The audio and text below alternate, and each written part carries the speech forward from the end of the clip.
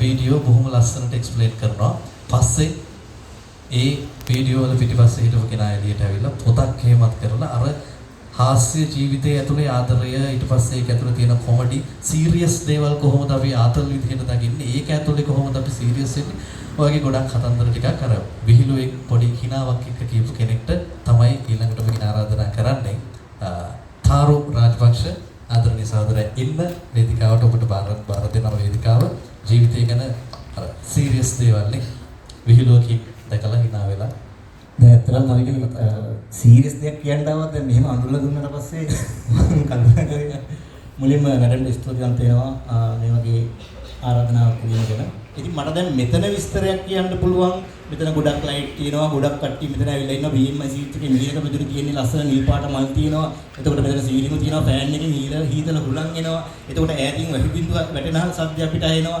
ඒත් එක්කම පරිසරය හරි නිස්කලංකයි. BMI සීට් එකේ පොත් ප්‍රදර්ශනය තිබුණකොට මේ විදිහට නෙවෙයි මාර විදිහට ඕක ලිව්ව මට ඕක කියන්න පුළුවන් වුණාට සාමාන්‍ය වෙලාව අරගෙන ඔයිට වඩා ලියන්න පුළුවන් නේද මට ඒත් කවියක් ලියන එක මැඩම් මේ පොත මම කියව 3-4 පාරක් මට පොඩි ඊර්ෂ්‍යාවකුත් ආවා ඇයි මට මේ කවියක් ලියන එකේ මට ටෙක්නික් එක හිතා ගන්න බෑ කොහොමද මේක ලියන්නේ කියලා ඒ කියන්නේ මේකේ පදගලපුම ශබ්ද රසය ඒකේ අර්ථය ඔක්කොමත් එක්ක මම කවි ලියනවා සීරියස් ලියාගෙන කියනවා අන්තිමට ඒක ජෝක් එකක් වෙනවා ඉතින් ඒකින්ද එහෙම අතවල තේරුමක් නැහැ.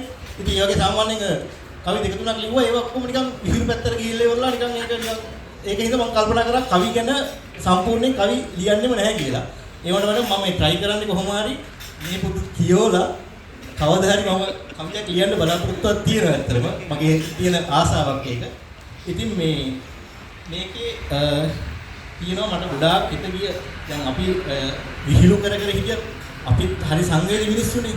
ඉතින් එතකොට දැන් ඔය ස්ට්‍රීට් ෆුඩ් රිවිව් කරනවා. ඒ වගේ සෑහෙන දේවල් කරනවා. එතකොට දැකලාද එක බලි ගුරුට්ටු ඇඳලා ගීයක අර්ථ තාරුකයේ දෙල දුටින් කියලා ඉවරලා ඔය චිත්‍ර එහෙම ඇඳලා ඒ වගේ ඉතින් කරනවා. ඉතින් hina වෙන්න මම කල්පනා කරා මිනිස්සෙකුට රිලැක්ස් වෙන්න පුළුවන් එකම දේ ඔය විහිළු කරන එක hina වෙන එක එහෙම කියලා. ඉතින් නෑ ඇත්තටම මේ කවි පොත කියවද්දි අනිත් එක දැන් මම කියන්න ආපු ටික මල්ලි කිව්වා ඊට දැන් මට කියන්න තියෙන කවි ටිකක් නෑ අත්‍තරම. එහෙම කරන්න එපා.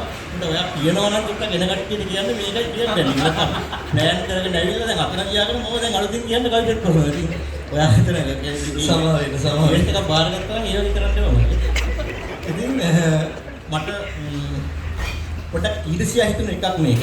ධම්මිටක් තියෙන්නේ නැති ගොළු වෙච්ච හදවතක් කියන්නට බැරි වෙච්ච අහේතුක හේතුවක්. ධම්මිටම විතරක්ම නෙවෙයි තව කෝටියක් දිනාටත් තියෙන්නේ නැති ගොළු වෙච්ච ප්‍රේමයක්. මේ ඔක්කොම ටික මම කියන්නේ නැහැ. ඉතින් ඇත්තටම මේක ඔයා කිව්වත් මම ආයෙත් කියනවා මේක. මොකද මේ ඒ තරම් හරි ලස්සනට මට හිතට වෙච්ච කවියක්.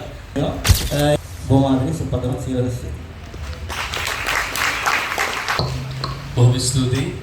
දීලා ගිහපු කමෙන්ට් එකට සහ ඒ මගෙන් වෙච්ච අනිපාඩුවක් මම හදා ගන්න බලාපොරොත්තු වෙනවා. බෙහෙවින්ම ස්තුතියි.